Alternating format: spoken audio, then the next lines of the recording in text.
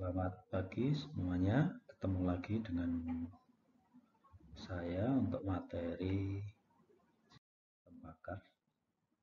Di hari ini kita akan membahas mengenai inferensi, dasar-dasar penarikan kesimpulan di dalam sebuah sistem pakar. Nah, setelah kita membahas mengenai bagaimana kita merepresentasikan pengetahuan, jadi pengetahuan dari pakar yang kita dapatkan itu kita tuliskan di dalam format, di dalam bentuk yang bisa dilakukan proses perhitungan dan sebagainya. Hari ini kita akan bahas bagaimana cara kita menarik kesimpulan berdasarkan fakta-fakta yang ada. Nah, jadi kita akan bermain-main di dalam proses mesin inferensi, karena penarikan kesimpulan itu adanya di mesin inferensi. Nah, untuk pembahasan yang pertama ini kita akan berusaha untuk menjelaskan kaidah-kaidah di dalam inferensi lebih dulu. Nah, minggu depan kita akan lihat bagaimana proses inferensi yang bisa dilakukan di dalam sistem pakar dengan metode-metode yang ada. Ya. Baik, jadi secara umum inferensi itu adalah bagaimana kita mengambil kesimpulan atau menarik kesimpulan berdasarkan proposisi atau fakta-fakta yang ada. Itu disebut inference atau inferensi. Jadi berdasarkan fakta-fakta yang ada di dalam sebuah kondisi, ya, maka dilakukan proses penelusuran dan pembuktian sehingga didapatkan kesimpulan dari sebuah fakta, apakah bernilai benar atau salah, ya, true atau false-nya. Nah, di dalam inferensi itu kita akan mengenal yang namanya argumen, itu akan bernilai valid atau invalid. Validitas dari argumen itu akan dinilai di dalamnya. Nah, ya, yang akan kita bahas hari ini adalah kita akan membahas mengenai bagaimana kaidah-kaidah di dalam inferensi. Ada beberapa kaidahnya. Yang pertama adalah modus ponens, modus tollens, silogisme hipotesis, silogisme disjungsi, penambahan disjungsi, konjungsi, penyederhanaan konjungsi, dan dilema. Nah, hal-hal ini atau kaidah-kaidah ini yang akan kita gunakan di dalam proses penarikan kesimpulan. Ya, ini dasarnya adalah dari proses logika matematika, ya, karena arahnya adalah dari bagaimana kita membuktikan nilai kebenaran dari sebuah fakta pada saat dilakukan proses penarikan kesimpulan. Jadi arahnya adalah dari situ sebenarnya. Baik, kita akan mulai satu persatu nanti. Kita lihat dulu. Tadi dikatakan bahwa di dalam sebuah proses inferensi kita akan membutuhkan adanya argumen valid dan invalid. Nah, apa itu? Suatu argumen atau fakta atau proposisi dikatakan valid apabila untuk sembarang pernyataan yang disubstitusikan ke dalam hipotesa, jika semua itu sudah benar, maka kesimpulan juga benar. Jadi ibaratnya adalah ada fakta, ya, terus ditarik ke kesimpulan, dan nilai fakta itu benar, maka kesimpulan juga akan benar. Itu dikatakan valid. Contoh, jika saya lapar, maka saya makan. Nah, pada saat kondisi saya lapar itu bernilai benar, maka kesimpulan saya makan juga akan bernilai benar. Meskipun kenyataan kadang-kadang tidak seperti itu, ya, tapi di dalam proses penarikan kesimpulan bisa dikatakan seperti itu. Hari ini hujan. Pernyataan awalnya adalah jika hari hujan, saya tidak berangkat kuliah. Fakta yang ada adalah hari ini hujan.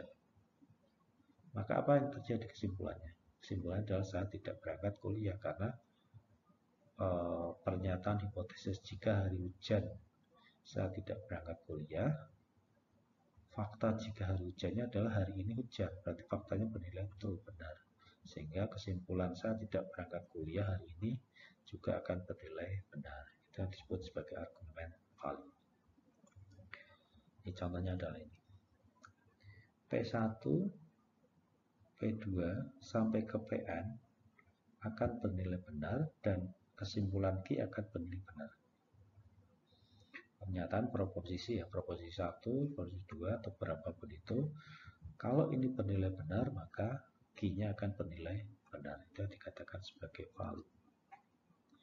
Kalau ada salah satu yang bernilai salah ya berarti tidak memenuhi unsur di dalam Q, ya, nilai hipotesisnya akan menjadi tidak benar. Jika semua hipotesa benar tapi ada kesimpulan salah maka argumen itu tidak valid. Jadi dikatakan tadi umumnya dari P1, P2 PN-nya ada yang bernilai tidak benar atau kondisi fakta yang ada adalah bernilai false, maka tidak akan tercapai kondisi kesimpulan dari Q bernilai benar terus. Nah, itu yang bisa katakan sebagai invalid. Jadi karena adanya salah satu hipotesa, jadi P proposisi hipotesa yang bernilai tidak benar. Ya, itu yang dinamakan dengan argumen valid dan invalid. Jadi berkaitan dengan bagaimana nilai dari kesimpulan, ya, kesimpulan Q ini akan terbaca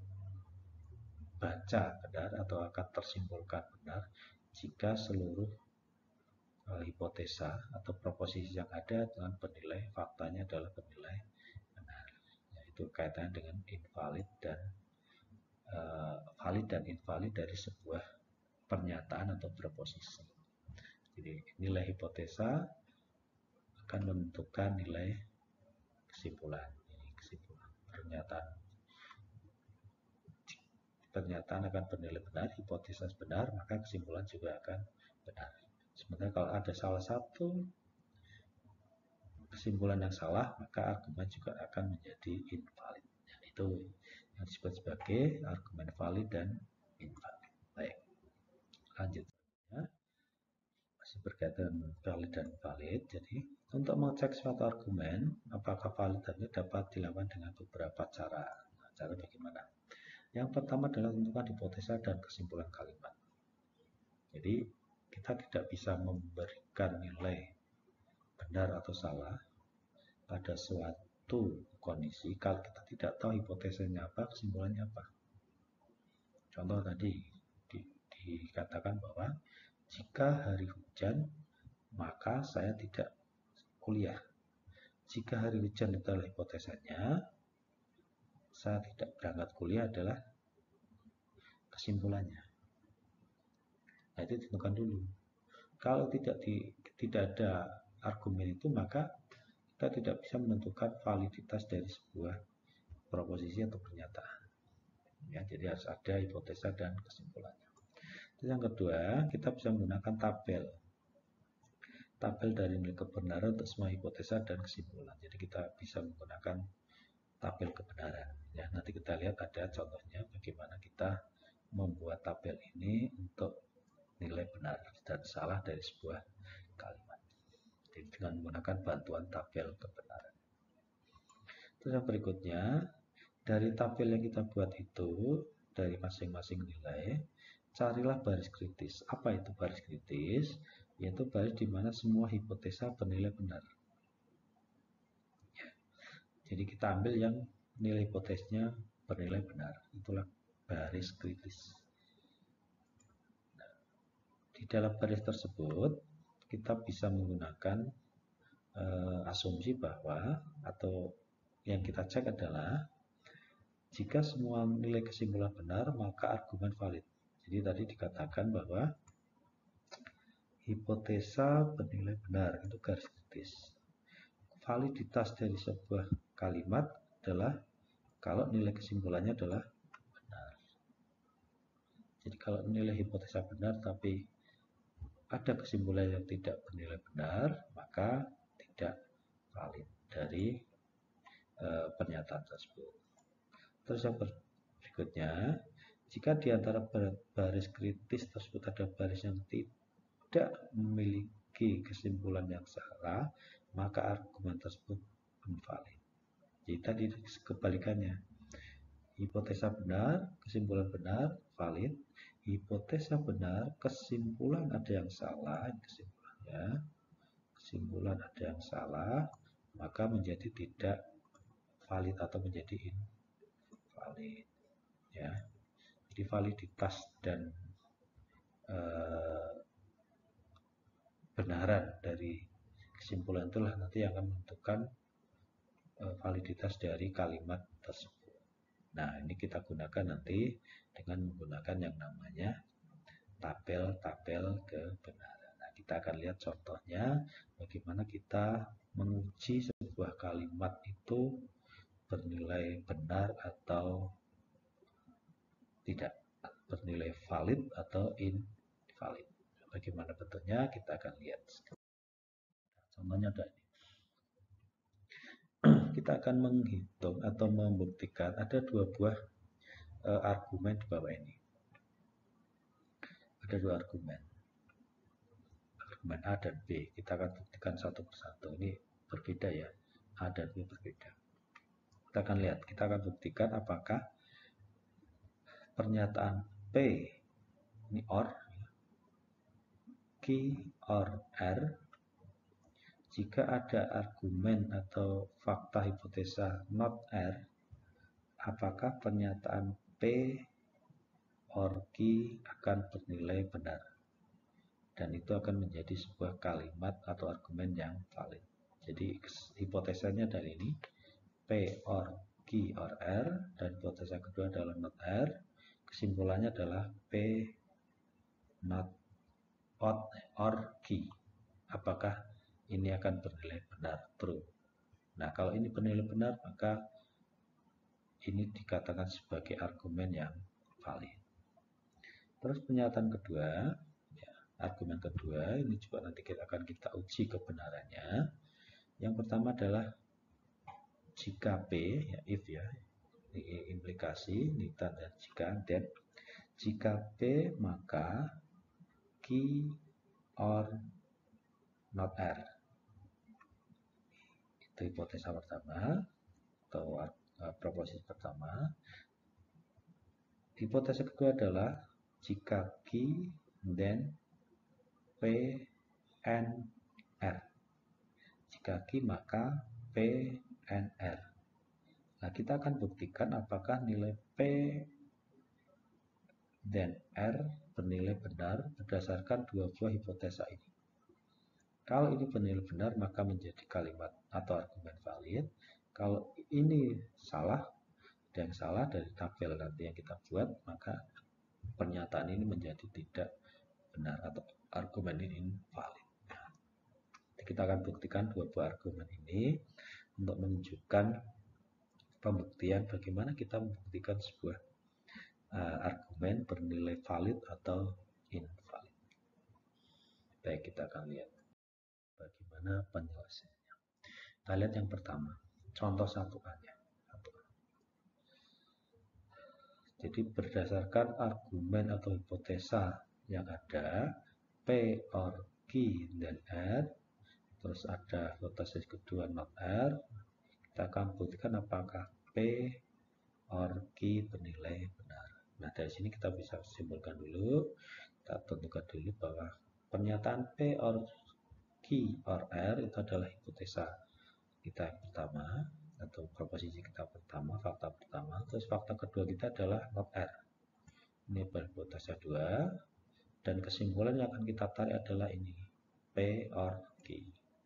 Ini sebagai konklusi atau kesimpulan. Nah, kita akan buktikan jika hipotesa pertama bernilai true, hipotesa kedua bernilai true, dan konklusi bernilai true, maka ini adalah argumen valid. Jika hipotesa bernilai benar, ini bernilai benar, true, bisa juga true, konklusinya ternyata false, ada yang false, maka itu bernilai atau argumen tidak valid atau invalid. Nah, kita lihat penyelesaiannya dengan tabel. Jadi tadi dikatakan bahwa untuk mempermudah proses penyelesaian di dalam pembuktian validitas dan invaliditas sebuah argumen, kita akan menggunakan tabel kebenaran. Kita tuliskan aja, tadi ada di dalam baris tabel itu ada rumusannya adalah hipotesanya ya, variabelnya adalah ada P, Q, dan R. Terus Q not R ya, dan P or R, sorry, P or R, terus P or Q or R, dan argumen berikutnya adalah atau proposisi berikutnya adalah not R. Sementara kesimpulannya adalah ini P or Q. Nah, tadi dikatakan hipotesa 1, terus ini adalah hipotesa 2, dan ini adalah konklusi. Nah, apa yang diisikan di dalam baris ini, tabel kebenaran yang pertama adalah tuliskan aja masing-masing nilai dari variasi true dan false. Jadi kita tulis dulu P bernilai true semua. Terus kita kasih Q-nya true, true, false, false. Terus R-nya adalah true, false, true, false, true, false. Untuk mudah aja. Terus di sini juga kombinasinya Q or R, hasil ya, hasil dari bagaimana jika Q atau R. Berarti kan salah satu penilai benar akan bernilai true. Q true, maka R-nya juga true. Ya, Q bernilai true, R juga bernilai true, Q or R true. Begitu seterusnya. Begitu ya bawah dari sini ya, true, false, true, true, false, false, dari true, false, false juga sama di kita uji ini. Baru kita masukkan ke hipotesa pertama, nilai QR, P dan QR, true, dan seterusnya. Baru kita buat nilai dari not R-nya true, false, atau false, true, terserah lah ya. Yang penting menunjukkan dua-duanya ada kaitan dengan nilai kombinasi true dan false-nya. Nah, setelah itu kita akan lihat nilainya. Kita ambil baris kritis tadi. Baris kritis adalah nilai hipotesa yang bernilai true. Kita ambil. Jadi true false tidak kita ambil sebagai hipotesa, karena yang kita akan buktikan adalah jika hipotesa semua bernilai benar, apakah nilai kesimpulannya akan bernilai benar. Jika true, apakah bernilai true. Nah, kita ambil salah satu. Ini true, true, ini ternyata true, benar.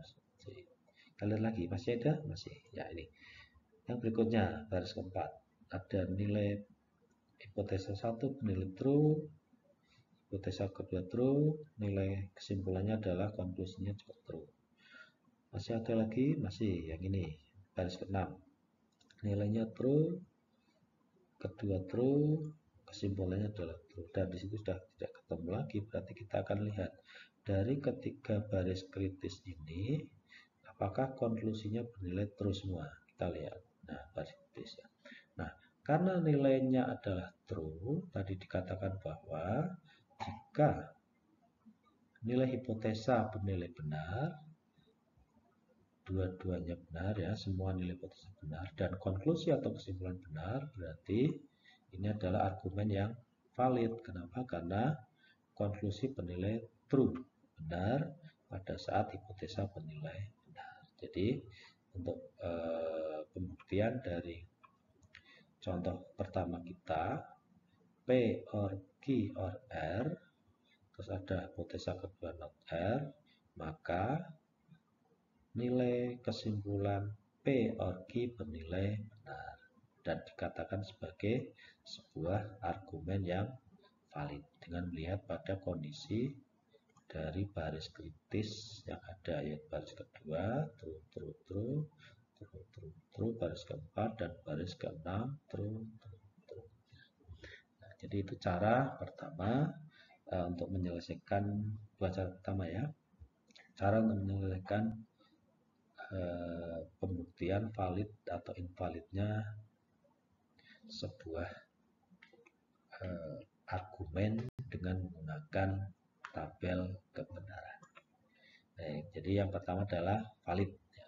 Jadi contoh 1A kita bernilai valid. Bagaimana dengan contoh kedua? Kita lihat. Dalam contoh kedua, kita akan ketemu persoalan adalah seperti ini.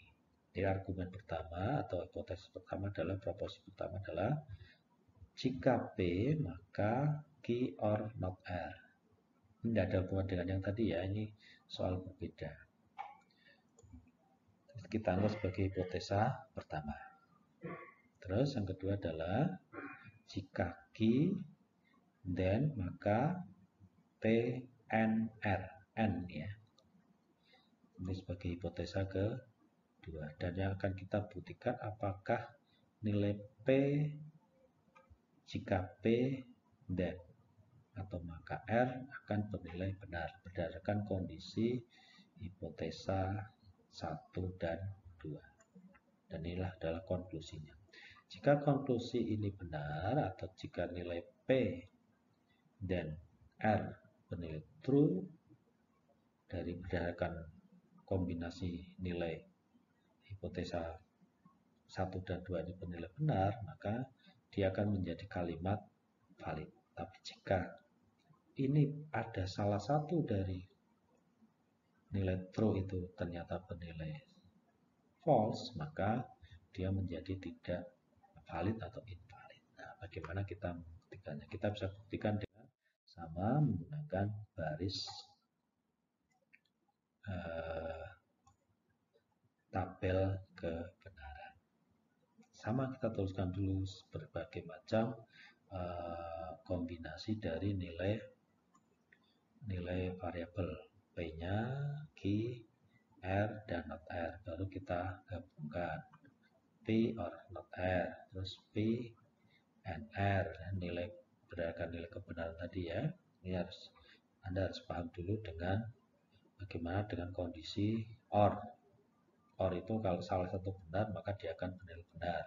Dua-duanya benar dia akan bernilai benar.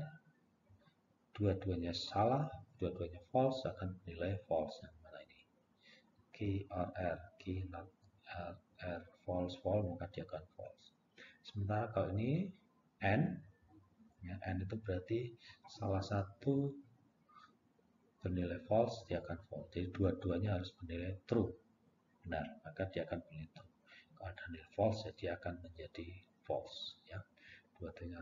Nah, terus kita masukkan ke dalam argumen kita, ke dalam proposi hipotesa kita. Ini hipotesa pertama kita, if P then Q are not R, dan hipotesa kedua adalah if Q then P and R. Baru kita tarik kesimpulannya. Nah, ini juga sama. Kita ambil kesimpulan dari jalur kritis kita, yaitu nilai hipotesa bernilai benar dan nilai di sini harus bernilai benar. Nah, ini baris ke satu menunjukkan nilai true, ya, hipotesa true, hipotesa kedua true, konklusinya adalah true. Terus ada lagi di baris 4 nilai true, ya, kebenarannya adalah hipotesanya adalah true, hipotesa kedua true. Nah, tapi di sini ketemu konklusinya bernilai false.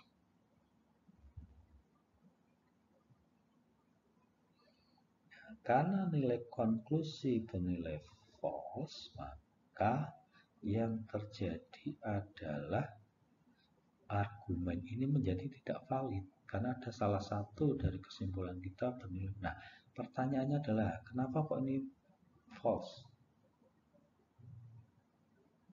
Padahal sini true ya. Ini hipotesa itu dua-duanya sama. Tapi kok false? Nah, caranya bagaimana?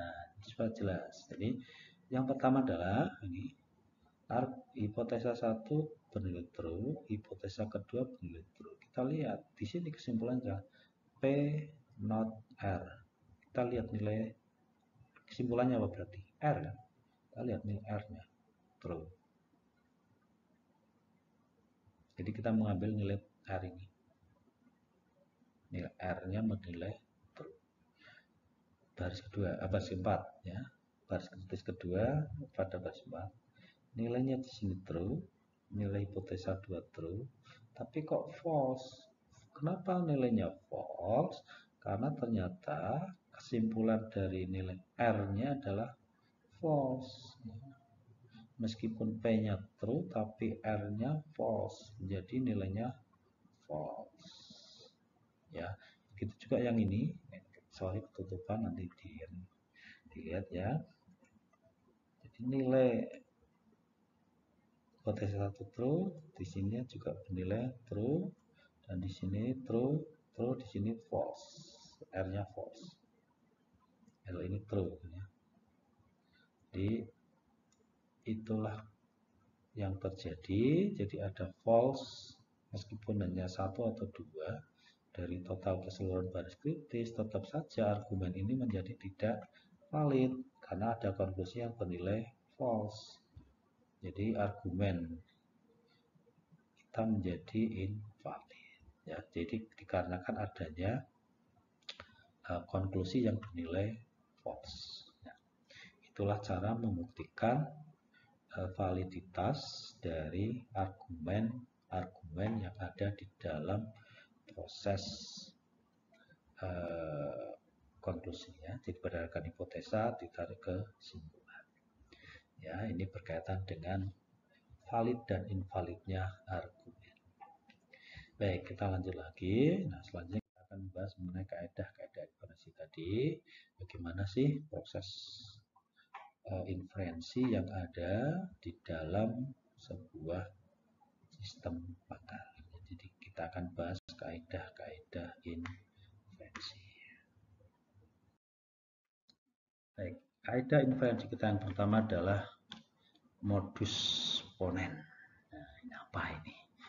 Barang tiap sesuatu yang jadi kalau Anda pernah ikut mata kuliah logika matematika, mestinya ada sedikit gambaran mengenai modus ponen. Jadi asumsi di dalam modus ponen adalah begini. Jika nih ya, implikasi, jadi modus ponen adalah bagian dari implikasi. Jika proposisi P atau fakta P bernilai benar, maka Q akan bernilai benar. Jadi jika hipotesa bernilai benar, maka kesimpulannya akan bernilai benar. Jika P diketahui benar, maka agar P bernilai benar, Q harus bernilai benar. Ya, jadi pernyataan P dan Q akan bernilai benar kalau nilai Q-nya juga bernilai benar. Ini modus ponen. Nah, kalau disimpulkan seperti ini. Jika P dan Q, maka nilai P akan bernilai nilai P bernilai benar, maka Q-nya harus benar. Contohnya, nah kita akan lebih modern. Jika ada pernyataan P, dikit terakhir suatu bilangan adalah 0. Ini bisa 0, 10, 20, 30, 40, dan seterusnya. 100, 200, 1000, dan seterusnya. Dikit terakhir 0.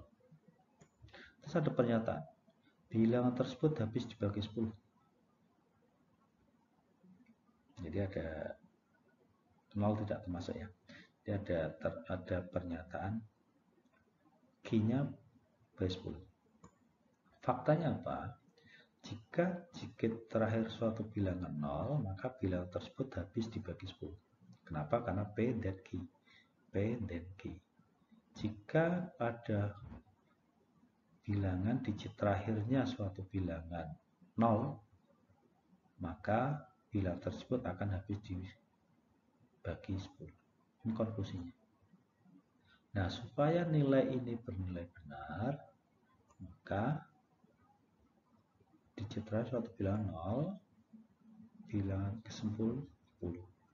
Maka akan nilai Q-nya harus mendukung nilai P.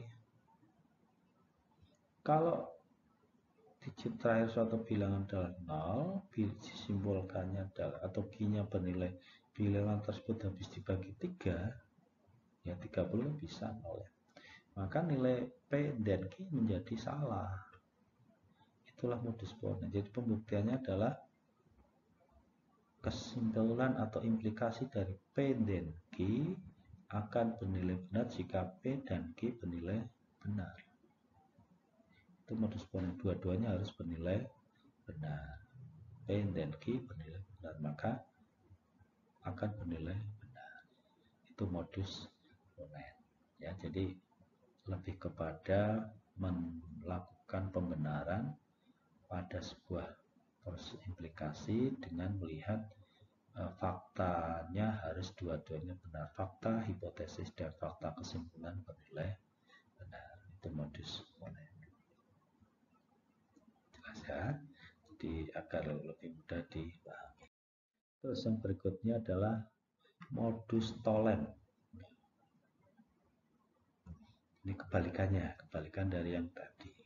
Apa dikatakan sebagai modus tolen, modus ponen ya. Jadi hampir sama pembuktiannya, tapi kita melihat ada kontraposisi dari implikasi. Implikasi itu kesimpulannya, penarikan kesimpulan. If then, if A then B itu implikasi. Tidak ada kontraposisi. Maksudnya apa? Maksudnya adalah begini. Diasumsikan bahwa P dan Q bernilai benar. Jika diketahui not Q benar, maka agar P dan Q benar, maka P-nya harus bernilai not P-nya harus benar. Jadi kontraposisinya dari sini adanya not kesimpulan. Kalau tadi kan kebenarannya dua-duanya true. Nah, kalau ini ada notnya yang benar. Nah, bukan P dan bukan Q-nya harus bernilai benar. Contoh ini ya, kita bahas P dan Q, terus ada faktanya adalah not Q. Not Q adalah ini kesimpulan atau konklusi. Maka supaya pernyataan P dan Q bernilai benar, maka harus ada fakta not P. Ini not P bernilai benar, maka not Q, maka P dan Q bernilai benar. Bagian pernyataannya, contohnya aja. Kita lihat. Saya kangen. Q-nya saya akan melihat foto. Ya, ini pernyataan. Saya kangen, saya akan melihat foto. Maka pernyataan jika saya kangen, maka saya akan melihat fotomu ini akan bernilai benar jika not Q dan not P bernilai benar. Maka saya tidak melihat fotomu, maka saya tidak kangen. Nah, jadi ini lebih ke kontraposisi dari variabel atau proposisi yang ada di hipotesis dan konklusi. Kebalikan lah gitu ya, kebalikannya dari nilai kebenaran yang ada. Jadi kita lihat posisinya nih. Jadi pernyataan jika saya kangen maka saya akan bertemu. Kenyataannya apa? Saya tidak melihat fotomu hari ini. Maka bisa disimpulkan saya tidak kangen. Jadi kalau modus tolen dasarnya adalah dari hipotesa ke kesimpulan, modus ponen ya, modus ponen adalah dari hipotesa ke kesimpulan. Kalau modus tolen kita lihat nilai dari kesimpulannya apa. Kalau nilai dari kesimpulannya ini sesuai dengan yang diharapkan, ya, not Q, maka ya ini juga menjadi not P. Saya tidak melihat fotomu karena saya tidak kangen. Nah, jadi kesimpulannya adalah yang ada di dalam hipotesa. Ini modus tolen.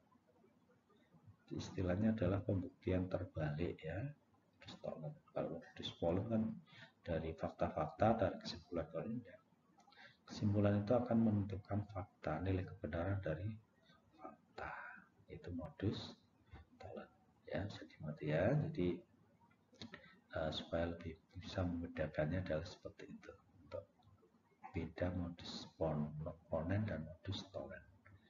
Baik, saya kira itu. Terus yang berikutnya adalah kita akan bahas bagaimana selanjutnya. Nah, kaidah selanjutnya adalah silogisme hipotesis. Silogisme itu pembuktian dari fakta-fakta ke kesimpulan ya. Jadi jika ada sebuah fakta bernilai benar, terus maka kesimpulannya akan bernilai benar. Ada pernyataan, ada fakta, ada kesimpulan. Itu silogisme. Silogisme itu. Jadi bagaimana kita membuktikan hipotesis dengan menggunakan proses kaidah-kaidah inferensi. Baik, kita lihat. Sifatnya adalah transitif dan implikasi. Ya, tadi dikatakan bahwa implikasi. Ya. Transitif maksudnya apa? Kalimat yang memiliki objek. Jadi ada objeknya. ada sesuatu yang bisa dilakukan dari sebuah pernyataan. Terus implikasi itu sebab akibat. Jadi silogisme itu lebih kepada pemahaman pada sebab akibat. Ya, ini biasanya digunakan di dalam tes logika. Ya, kalau Anda pernah ikut tes CPNS, ini ada nih, ya bisa digunakan. Transitif dan indikatif dari proses silogisme. Bagaimana kita menarik kesimpulan hipotesis berdasarkan fakta-fakta yang ada, sebab akibat yang ada. P dan Q, ya, ini implikasi nih. P dan Q. Jadi kita dari kemarin kan juga membahas P dan Q itu maksudnya dari implikasi. Q dan R ini juga implikasi. Maka kesimpulannya adalah P dan R. Jadi kalau ada dua buah kondisi P dan Q, terus ada fakta berikutnya Q dan R, maka bisa kita simpulkan nilainya adalah P dan R. P dan R. Ini silogisme hipotesis. Ya, di pemahaman sederhana sebenarnya. Bagaimana proses implikasi itu dari hipotesis pertama, hipotesis kedua, maka bisa kita tarik kesimpulan dari P dan R-nya. Fakta pertama akan ditarik kesimpulan yang ada di fakta kedua. Kita lihat contohnya. Contoh, saya belajar dengan giat, ini P. Terus, ya, tadi saya belajar dengan giat. Terus yang kedua saya lulus ujian, ini Q. Terus R-nya, saya cepat bekerja. Nah, yang akan kita buktikan dari silogisme hipotesis ini, apakah dengan saya belajar giat, kesimpulan saya cepat bekerja. Ya. Maka, jika terjadi silogisme seperti ini, maka jika saya belajar giat nilai P, maka saya lulus ujian Q, P dan Q. Dan argumen kedua, jika saya lulus ujian, maka saya cepat kerja.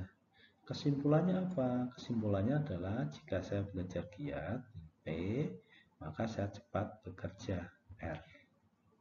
Ya, jadi P jika saya belajar giat, maka R kesimpulannya saya cepat bekerja. Itu adalah proses di dalam silogisme hipotesis. Jadi bagaimana kita merangkai dua buah atau lebih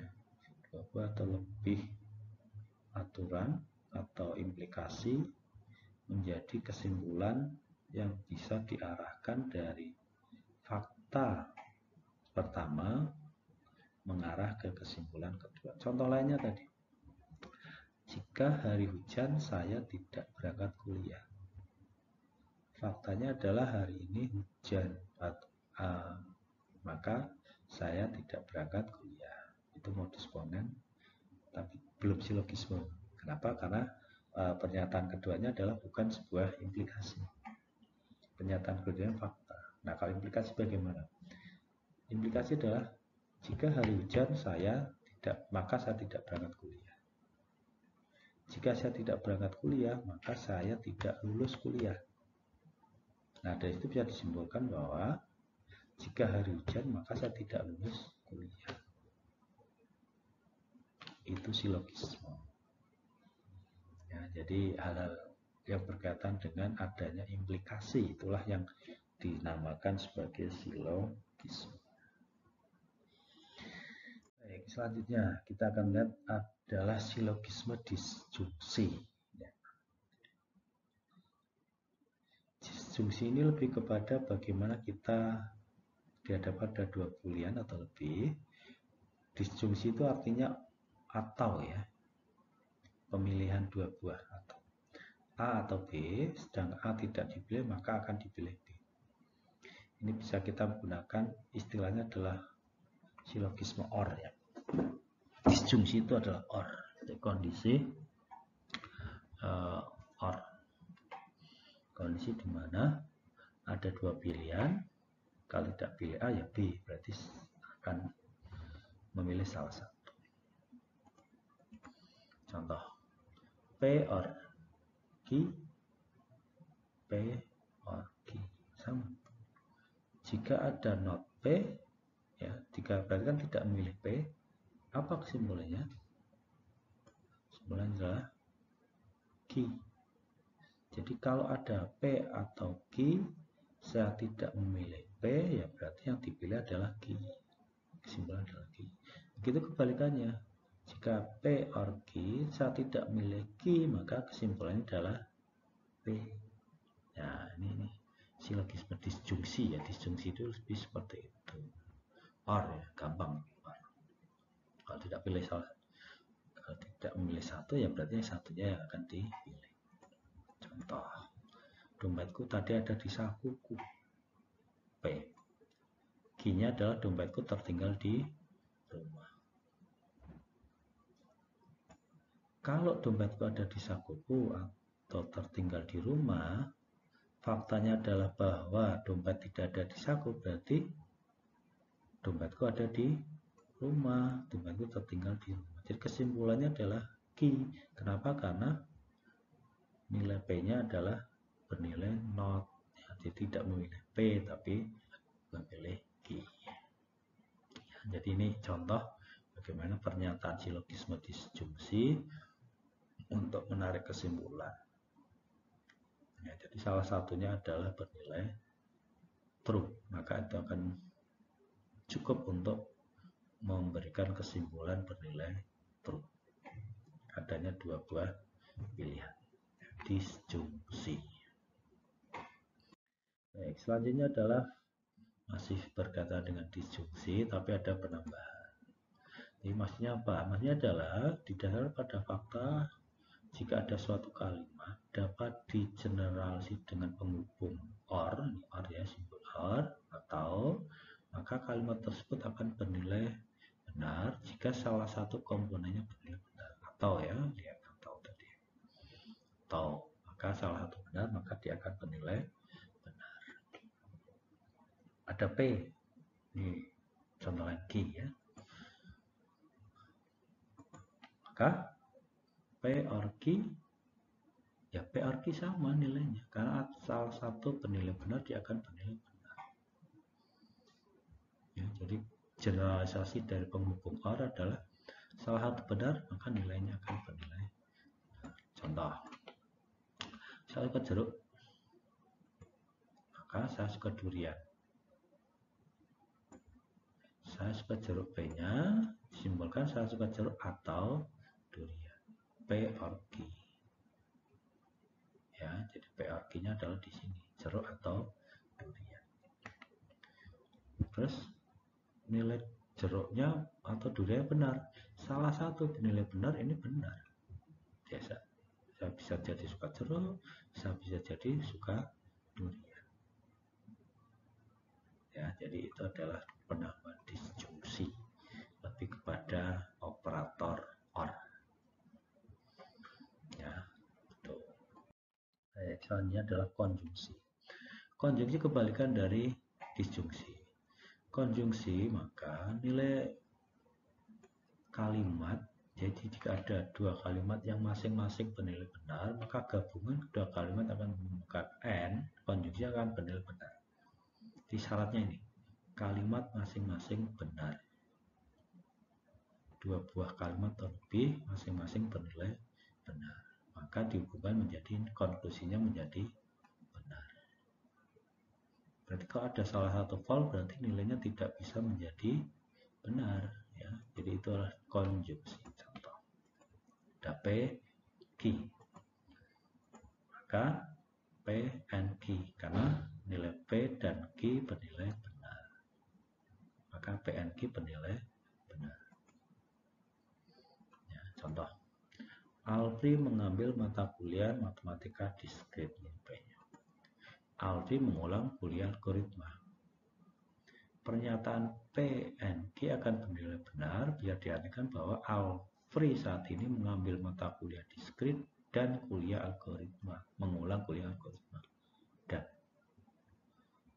jadi penghubungnya adalah dengan dan N. Ya, ini simbol N.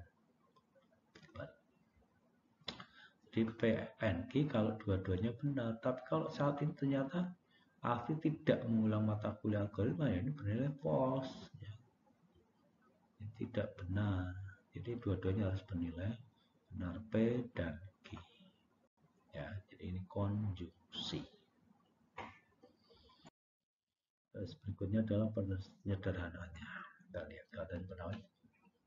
Jika beberapa kalimat dihubungkan dengan penghubung N atau konjungsi, maka kalimat tersebut dapat diambil salah satunya secara khusus.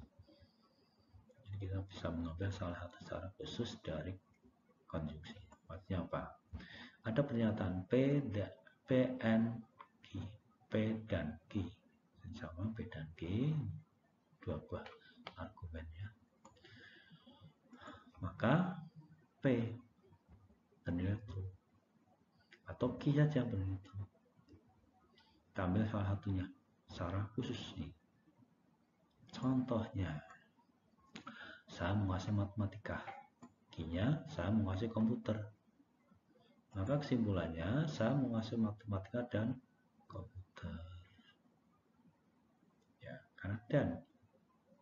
Nah, iya dong, kalau ini masa saya menguasai komputer atau komputer ya tidak bisa. Kenapa? Karena penghubungnya pakai dan. Ini kita ambil satu pernyataan saja terus ini digabungkan. Kesimpulannya apa? Ya kalau saya menguasai matematika komputer berarti ya saya menguasai matematika P, atau saya menguasai komputer, atau kesimpulannya adalah saya menguasai komputer karena dua-duanya saya kuasai. Sama aja, contoh pernyataan saya suka Dina, saya suka Rina. Pernyataan P dan Q-nya kan berarti saya menyukai Rina dan Dina. Apa kesimpulannya? Kesimpulannya bisa saya suka Dina, terus kesimpulan 2 saya suka Rina. Nah itu. Jadi kita ambil salah satu sebagai kesimpulan secara khusus. Dari pernyataan dua-duanya kan bernilai benar ya karena dan. Jadi ini saya menguasai komputer dan matematika dan komputer.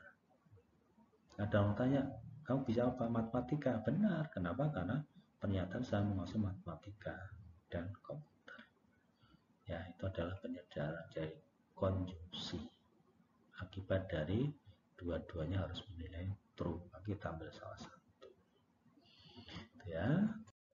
Ya, kita lihat lagi dilema. Jadi apa itu dilema?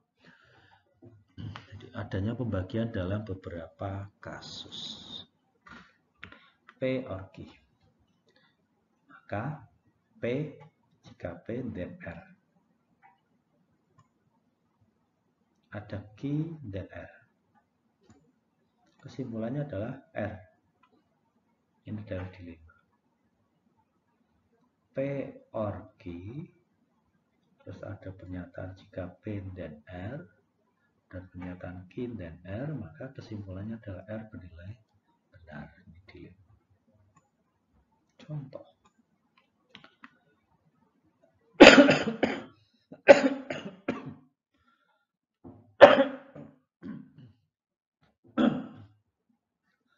Nanti malam Adi mengajak saya nonton atau mengajak saya makan di restoran. P or Q. Mengajak nonton atau mengajak makan di restoran. Fakta, hipotesis pertama. Proposisi pertama.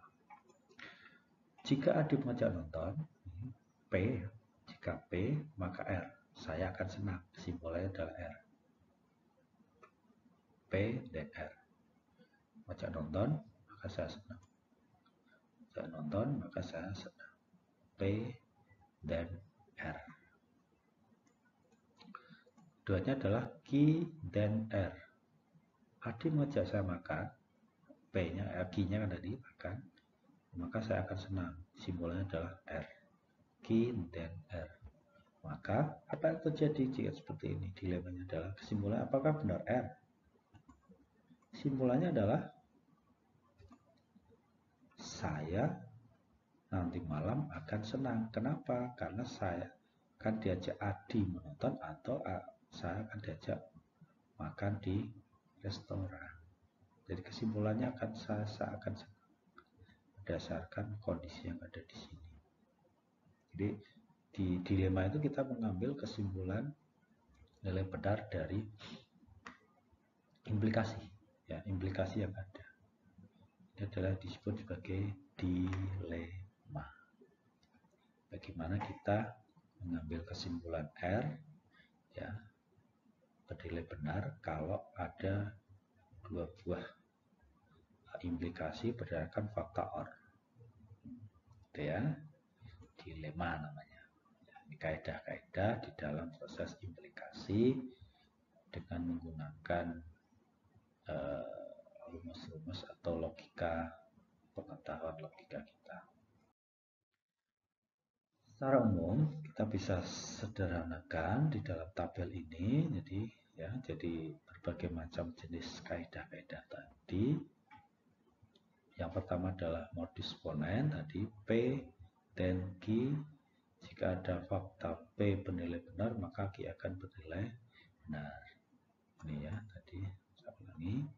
Modus ponens adalah if P dan Q, maka nilai P bernilai benar, kesimpulannya akan bernilai benar, Q-nya akan bernilai benar.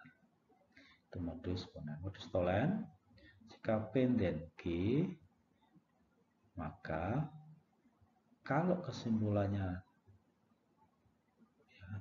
tidak bernilai benar, not Q-nya bernilai benar, maka not P-nya akan bernilai benar. Ya, jadi ini kontradiksi, kontraproduktif, ya, kontraproduktif atau kontradiksi dari kesimpulannya tidak benar, maka faktanya menjadi tidak benar. Terus yang berikutnya adalah silogisme hipotesis. Silogisme hipotesis adalah bagaimana kita menarik kesimpulan berdasarkan hubungan dua buah argumen, dua buah proposisi, dua buah hipotesis. Jika P dan Q itu yang pertama, terus kalau Q dan R, maka kita bisa simpulkan jika P maka R. Nah, ini adalah silogisme hipotesis.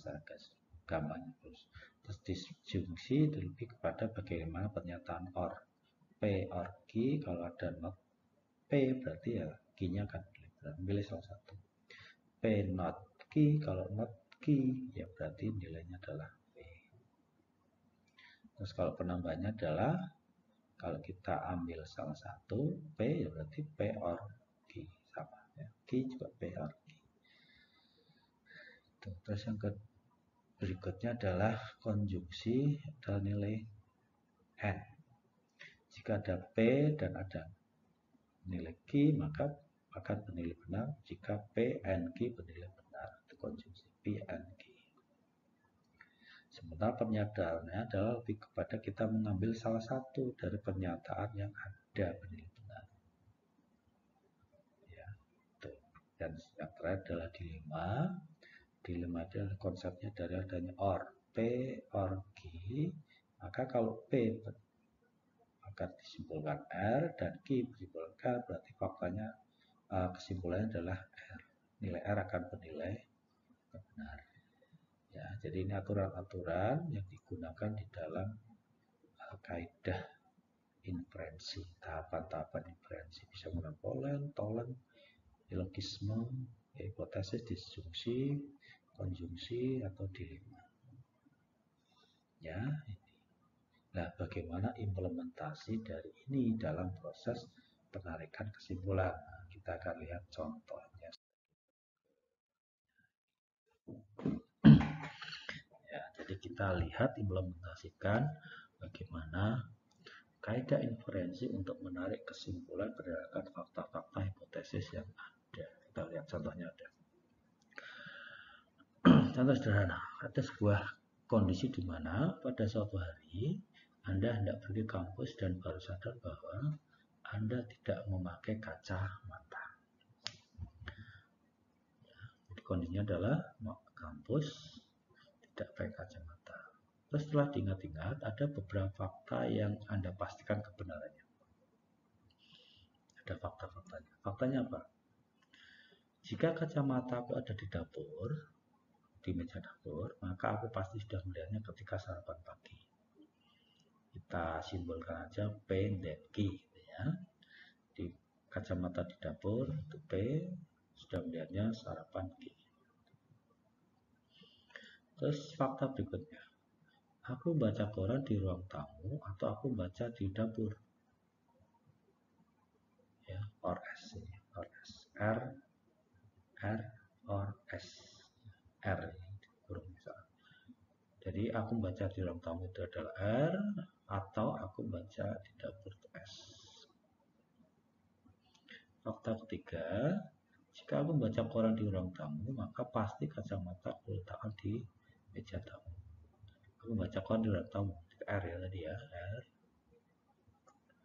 R tadi, ini, maka pasti kacamata di meja tamu, T. Berarti ada fakta lagi T. Fakta lain, aku tidak melihat kacamataku waktu sarapan pagi. Melihat ketika sarapan pagi kan Q. Berarti tidak melihat berarti not Q. Ya, ini fakta berikutnya. Jika aku membaca di ruang buku di ranjang, maka kacamata aku letakkan di meja samping ranjang. O, jadi ada fakta lagi O dan W. Baca di ranjang dan di kacamata di samping ranjang.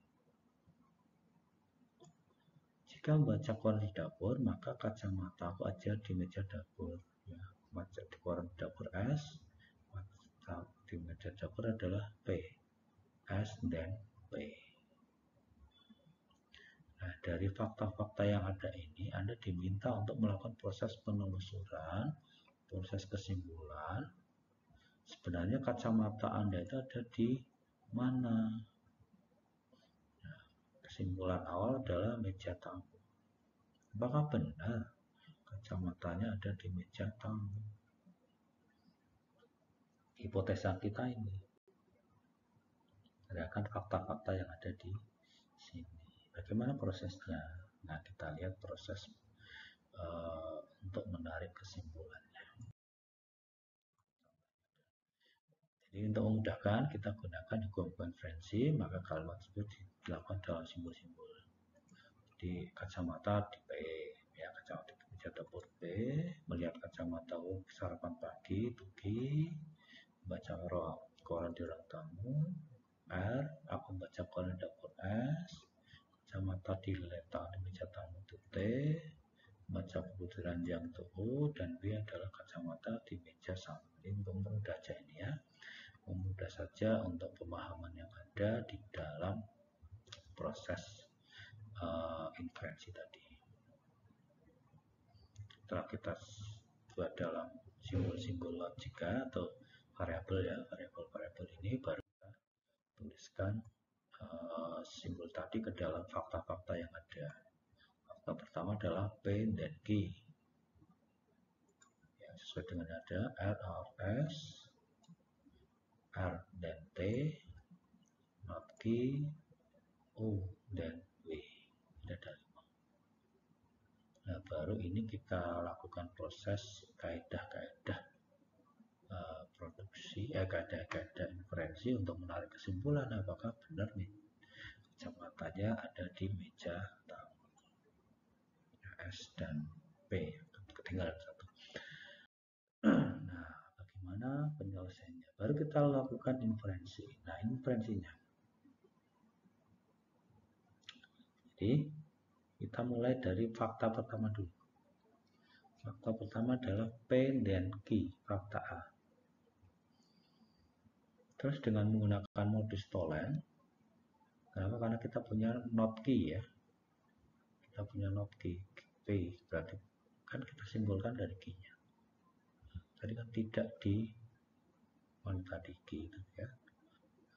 Karena ini adalah modus Tholen di mana not Q, maka kesimpulannya adalah not P. Ya, modus Tholen tadi kan itu. Jika P dan Q, maka faktanya adalah not Q, maka kesimpulannya adalah not P. Nah, baru kita lihat mana yang ada P-nya. Oh, ternyata di argumen ke F. S not P. Ini juga sama, karena kita punya fakta pertama dari hasil nomor 1 not P, maka kita masukkan tadi not P. Jika not P karena penggunaan Christolen not P, maka kesimpulannya S juga not S. Not S bernilai benar. Lalu kita cari lagi dari fakta-fakta yang ada tadi. Mana yang ada S-nya? Oh, ini. Ternyata fakta ke B, yaitu R or S. Dengan menggunakan silogisme disjungsi, not or ya, R or S, maka kalau salah satu bernilai salah, berarti ada yang bernilai true, yaitu R-nya. R-nya bernilai benar. Nah, kalau baru kita cari fakta itu ke mana yang ada R-nya? Oh, ternyata di faktor C, itu R dan T. Dengan menggunakan modus ponen, R dan T, kalau R bernilai true, maka T bernilai true. Berarti kesimpulan T, kacamata ada di atas meja tamu, bernilai benar dengan menggunakan kaidah-kaidah inferensi. Ya, jadi itu contoh penyelesaiannya. Contoh kedua, bagaimana dengan kita membuktikan validitas argumen berikut dengan menggunakan konsep inferensi. Jadi ada dua buah argumen, P and Q, terus ada pernyataan jika P or Q maka R, maka tunjukkan bahwa nilai R bernilai benar. Kita lihat. Nah, pembuktian adalah seperti ini. Kita lakukan PN, berarti konjungtif ya, P and Q. Kita ambil salah satu yaitu P kan. Nilainya ambil satu kan, jadi P. Faktanya adalah P. Hasil dari P yang pertama kita masukkan ke fakta kedua, P or Q. Saya ulangi dulu, penunjuknya belum ada. P and Q, maka kita ambil P, konjungtif ya, N, penambahan penyederhanaan konjungtif. Dari P kita masukkan ke argumen kedua, P or Q, P or Q. Baru kita simpulkan R. Maka kita lakukan dengan modus ponen, jika P or Q dan R faktanya adalah P or Q bernilai true, berarti R bernilai true. Nah, jadi nilai kebenarannya akan terbukti bahwa argumen ini valid. Kenapa? Karena faktanya dua buah hipotesis yang ada bernilai true dan kesimpulannya bernilai true, R-nya bernilai true, benar. Jadi itu kan tadi salah satu valid atau tidaknya kan itu. Jika ada nilai true maka kesimpulannya akan bernilai true. Ya, jadi itu kira-kira pembahasan dari kaidah-kaidah inferensi, metode-metode inferensi di dalam proses penelusuran pembuktian kesimpulan dari proses menarik kesimpulan.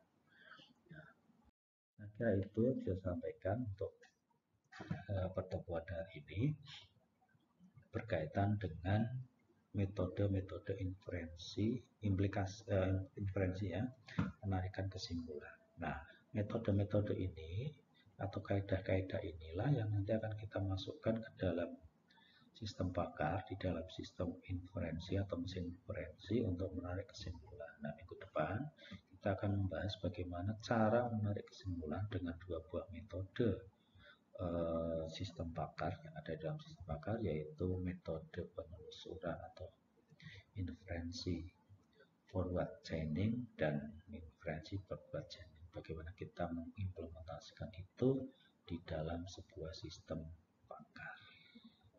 Saya kira itu yang saya sampaikan. Nanti jangan lupa nanti tetap ada soal-soal yang harus Anda kerjakan, dan nanti untuk catatan untuk soal yang kemarin, yang minggu kemarin itu ada, itu silahkan tetap dikumpulkan karena itu bagian dari proses pembelajaran Anda untuk latihan Anda, sehingga bisa untuk menambah hasanah kemampuan Anda. Saya kira itu, terima kasih atas perhatiannya. Kita ketemu di lain kesempatan. Selamat siang.